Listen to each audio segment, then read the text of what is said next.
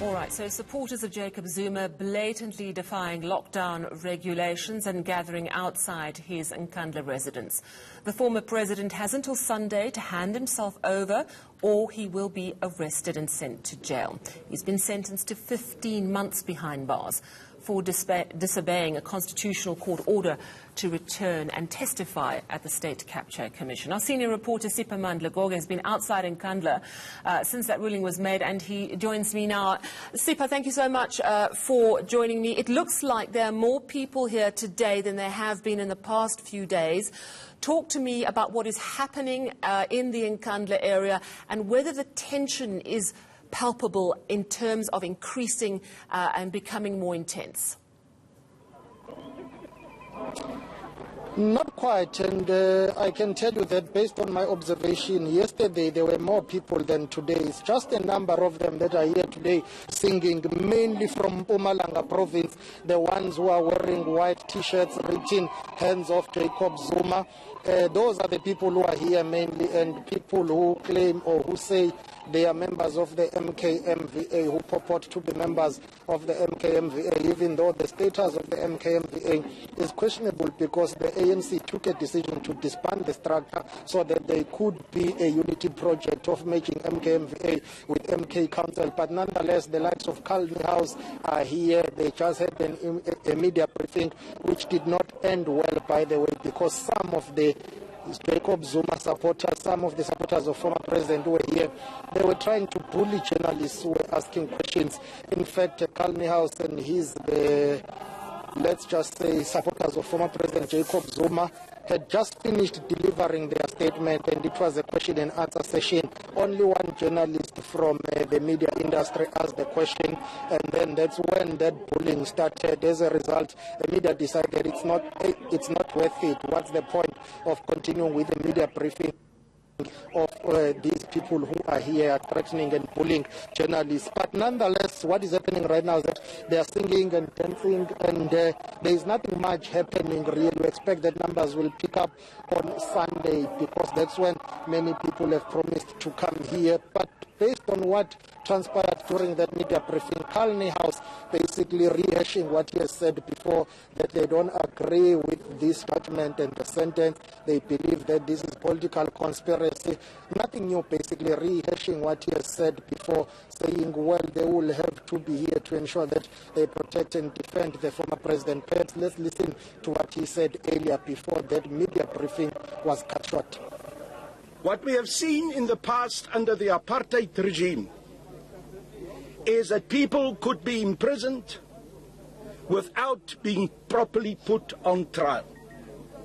But it is the first time in the history of our democratic South Africa that a person has now been sentenced on the basis of a judicial procedure and not a proper trial.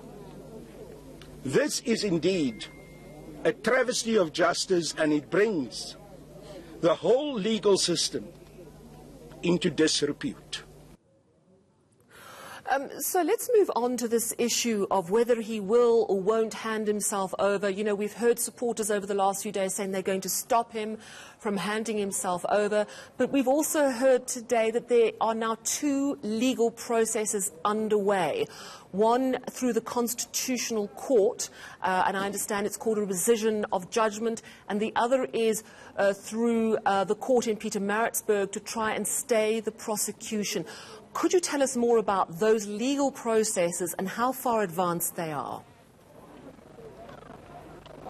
Well, his legal team have just launched an application. They've submitted their papers at least to the Constitutional Court. They want the Constitutional Court to reconsider, if we were to quote his application papers there, so that they can rescind the decision. He's of the view that the decision is harsh, so therefore he has applied to have the Constitutional Court re-looking and reconsidering its decision here, basically going at length to explain what happened when he walked out during that session at the zone the Commission of Inquiry, citing his ill health. They're saying it prevented him basically from continuing with contributing there. He walked out because he had to go and take his medication, saying, listen, your judgment is too harsh, your sentence is too harsh, please reconsider. We know for a fact now that he has filed that application. So he wants the Constitutional Court to relook and reconsider and eventually rescind that judgment or the sentence. Whether that will happen or not, we'll have to wait and see now. The second part of his application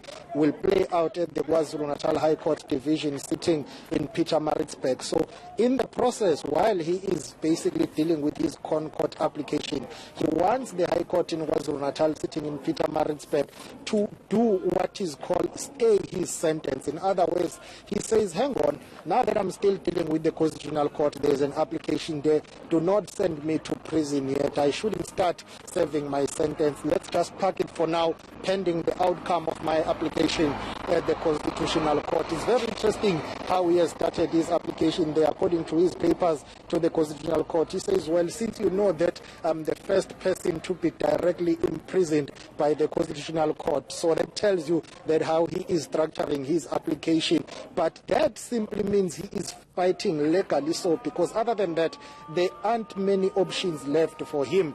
His deadline expires on Sunday, and then police have been given 3 days to come and pick him up, send him to the nearest police station. Then he will be transferred to the Correctional Service Center, or the Correctional Center, by the way, we understand it will be Westville Prison in Durban. It's suitable to accommodate a high-profile inmate, but also logistically it will make sense to have him there because he's got a matter that is pending at the Pietermaritzburg High Court. That is his fraud and corruption case, which is due back in court on the 19th of July. But his supporters say they will prevent anyone who wants to come and arrest him. They will form a human shield here. Listen to Kalni House.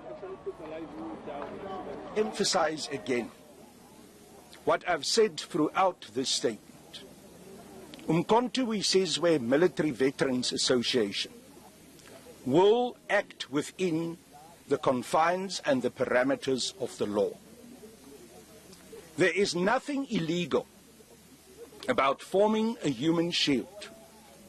There is nothing illegal about being present at the residence of President Zuma and to show support to President Zuma and to protect him. That has been going on for months now. If there was anything illegal about it, surely the state would have acted by now. But there's nothing illegal about it. There's also nothing illegal about any one of us, whether it is MKMVA or anyone who's present here or throughout the country, members of the ANC and concerned South African citizens, to use their right to freedom of speech and to express their fundamental opposition to President Zuma being arrested.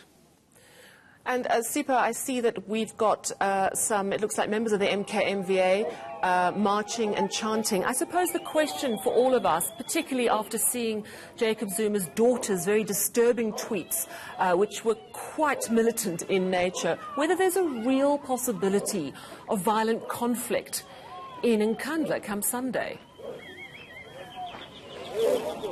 According to Ngwenya, who comes from Enkomazi in Mpumalanga, he says if President or former President Jacob Zuma is arrested on Sunday or after the expiry of those 3 days, South Africa will see, I'm quoting him now, South Africa will see what is happening in Swaziland. Of course, he's talking about the unrest in Swaziland, as we know that there are protests going on there, pro-democracy protests, which is an irony because in South Africa there is no pro-democracy protest. There is democracy. The fact that there is a Constitutional Court judgment which some people say has basically affirmed democracy, has affirmed the rule of law and also justice. But former President Jacob Zuma's supporters, not all of them, some of them, including Ngwenya from Mpumalanga, they are threatening violence. In that media briefing that had to be cut short, they did say that there will be violence if he is arrested. That poses a challenge now to the security forces to say they need to do something to prevent this anarchy that some people are talking about here, because you get a sense that there are people who are planning to do something here which will be ill-advised. And now it's up to the police to ensure that there is stability in the country. Hence, the ANC National Executive Committee has decided, by the way, to put on hold its NEC meeting that was meant to start today, so that they can pay attention to what is happening here. Kalni House saying, well, they are too late. We did warn them about this possibility. They are only acting now. But our sources within the ANC NEC are telling us that NEC members who are deployed or who work for the security cluster as well as police, they have been deployed to KwaZulu-Natal. They include State Security Minister Ayanda Dlodlo, Defense Minister Nosiviwe Mapisa-Nqabula, Thabang Makwetla, as well as ANC Head of Police Jeff Radebe, who is the former Minister of Justice, by the way, and one of the senior members of the ANC. They will be adding onto the list of the NEC deployees to KwaZulu-Natal, including Nokawe Mafulindi Wesisulu, as well as Mr. Masondo. Those are some of the NEC members deployed to KwaZulu-Natal, but there is concern about a possibility of tensions and escalating at Nkandla. Wow, so there's some real ANC big hitters heading down to the province.